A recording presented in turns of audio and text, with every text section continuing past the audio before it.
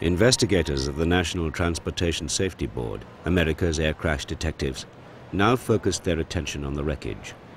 If anything, it served only to deepen the mystery. There seemed to be no mechanical problems, so why had the plane pitched into the river? True, weather conditions had been bad, but other aircraft had been taking off normally. Why not Palm 90?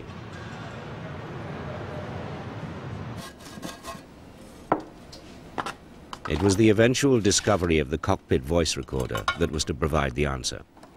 The last seconds of this 30-minute audio tape echoed the desperation of the pilots as they realized they were not going to make it.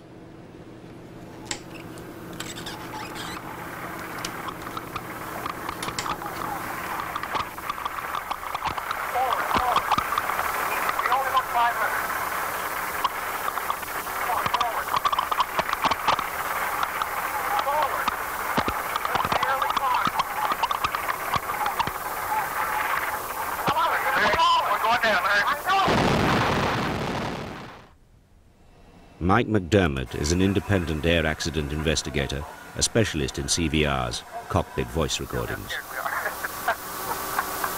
The CVR indicates the general attitude of the crew as being one of disguised concern. There's a lot of joking around, you hear a lot of laughing, but the joking seems to be as a way of coping with the difficulty of the situation. Their nervousness in flying in snow may be due to their lack of experience. There are instances where they indicate the fact that the de-icing doesn't quite help them. This is a loose background trying to de-ice things. That gives you a false feeling of security, that's all it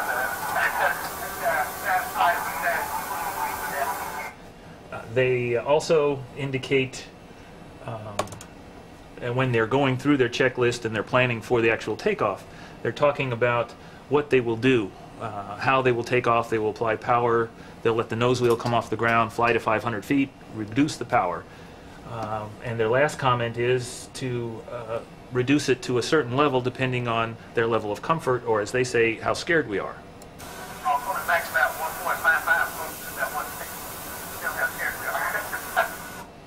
So I think they were very nervous about the situation. They knew that they were heavy. They had a lot of passengers and a lot of weight on board, and the snow only added to their weight, and that caused them some concern. But why had the plane failed to take off? By analyzing the engine noise heard on the tape, investigators discovered that the pilot had never applied full power, even when the plane was about to drop out of the sky.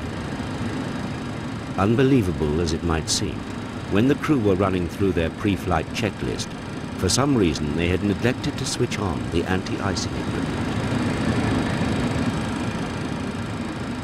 That became a very, very controversial issue when we listened to the cockpit voice recorder and they went through the checklist and they said engine anti-ice and they said off, but nobody wanted to believe that they said off. Why would they say off? And there was so much disagreement later on as the investigation progressed that the tape was again reviewed, I think, by the FBI lab and voice analysis, and some people just said, no, it can't be off, it's got to be on. Did he say on or off? Was the anti-icing switched on or not? Today's sophisticated sound equipment can clear up the mystery once and for all. McDermott simply extracts the co-pilot's response from the previous item in the checklist, the word on. Alongside it he places the suspect word, which he calls ONF.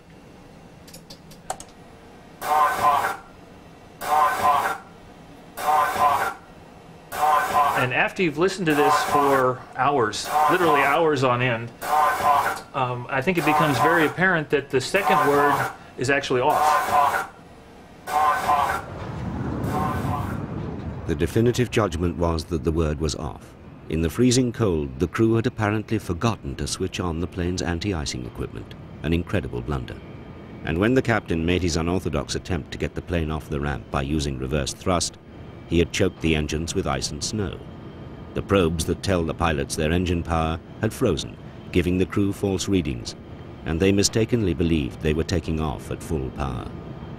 The co-pilot apparently understood what was happening, and he desperately tried to tell the captain until the very last minute that it doesn't look right, and the captain simply didn't respond to it.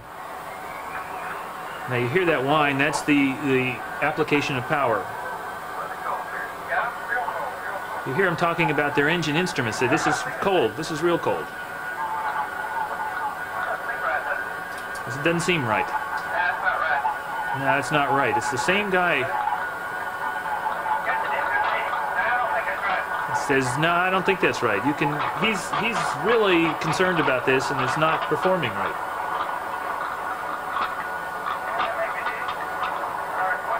He sort of resigns himself to it and says, yeah, well, maybe it is.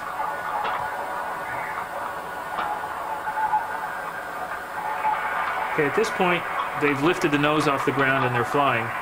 You hear the stick shaker, the da-da-da-da-da-da sound, indicating that they're not flying fast enough.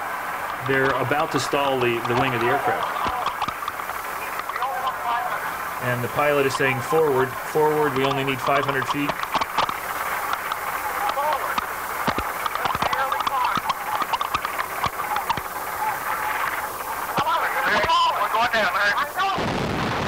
And that was the sound of the impact. The Air Florida investigation was a milestone in the use of cockpit voice recordings to solve an accident. It also underlined a message as old as flying itself. I frankly don't know how much more you can tell people that you have to have a clean airplane. You can't have ice on it. I know the operations are complex, traffic situations, airport traffic, clearances, weather conditions that delay airplanes. I mean, those are all facts of life. These things happen. But at the bottom line is, when you got ice on the airplane, you're probably going to die.